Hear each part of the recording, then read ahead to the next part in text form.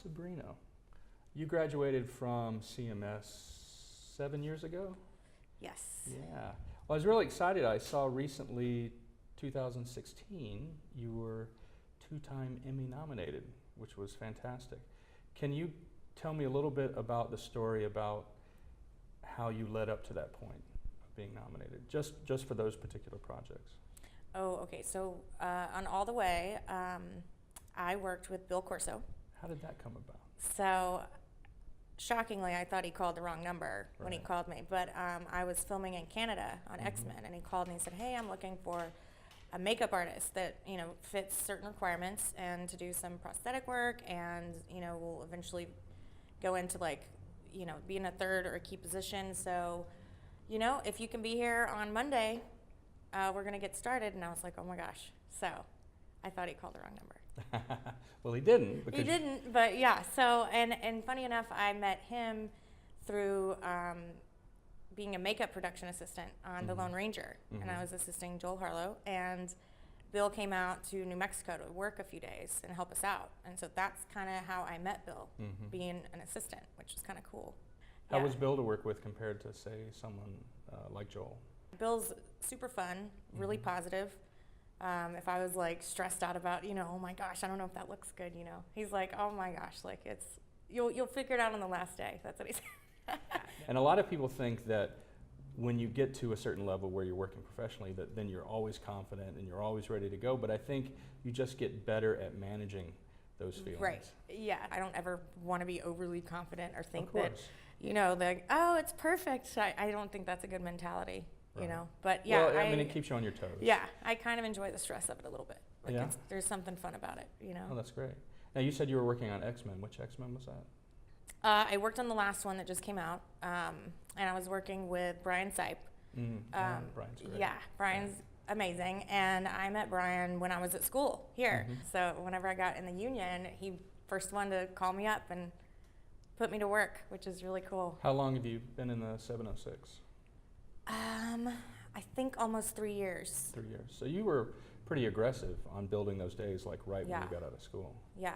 Well, because when I came to interview with you or to meet you, and I said, "This is what I want to do," and you said, "Well, it's going to be hard because you have to be in the union and it's challenging," which at least you were honest, because it's true, it's challenging. But I was like, that's what I want to do. So I had to make it happen.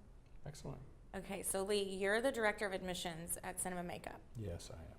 but you're also a sculptor and a creature designer. I dabble, yes.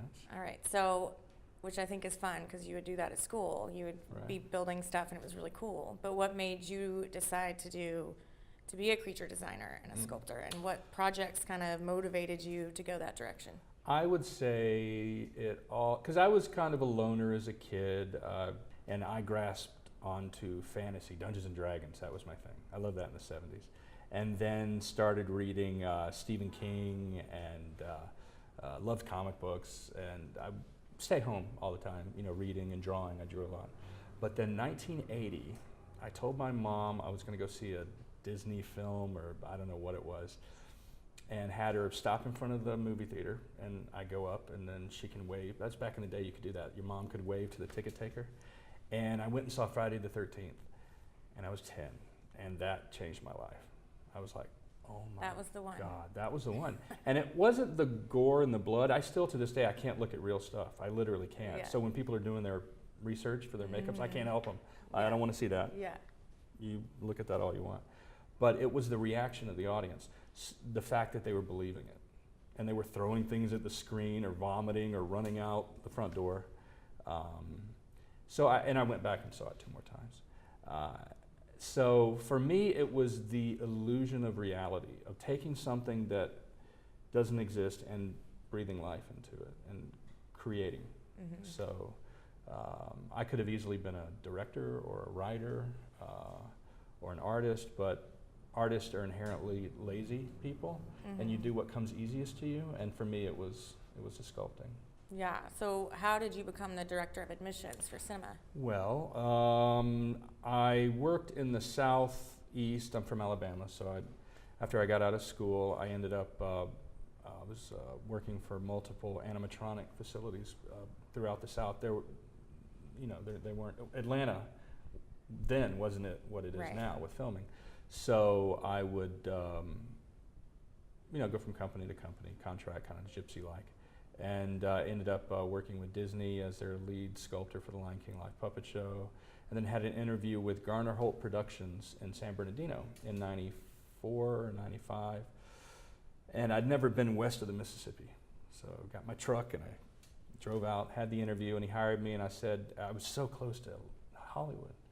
I said, I need a couple hours to think about it, and I just drove to LA and got off the highway and found a lookout. It happened to be that beautiful lookout on Mulholland that overlooks the Hollywood Bowl, and you can see the city. And I sat there for an hour just thinking, and drove back and told him I can't take the job because it wouldn't be fair, because he was going to pay to move me out, and I knew being that close to Hollywood, I was going to quit. Too tempting. It was too tempting, and I wasn't raised that way. So I drove back home and called information and looked through all my Cinefexes and my Fangorias and my Cinefantastiques and got addresses for all of the effects studios in the Valley, as many as I could find, and sent out and got a mover's guide and called ahead and sent my portfolios out and set up interviews, and then got my truck and bought a camper top for the back of it, put my cat in there and my TV and all my stuff.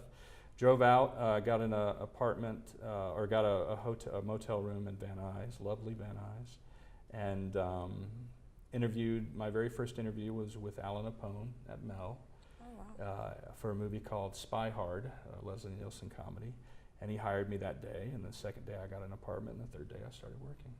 Wow. And then I was working with a person over there who was also teaching at the school. School started in '93, end of '93, so. And he was working on Deep Space Nine, and he had to go on set for, I think it was Deep Space Nine, and he needed a sub for a couple of days. And Todd McIntosh was over there teaching, and Michael Key was over there teaching, and I got to meet all those guys. It was before Michael started Makeup Artist Magazine, and before Todd went off and did Buffy.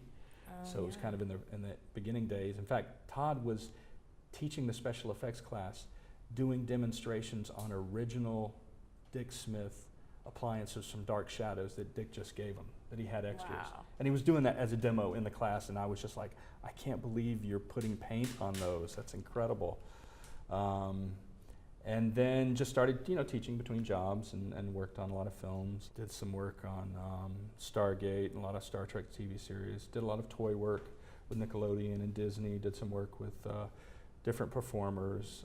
And then I think about 8 years ago, the school offered me a directorship. So I figured I'd kind of gotten that out of my bloodstream a little bit, to work in the industry, and said yes.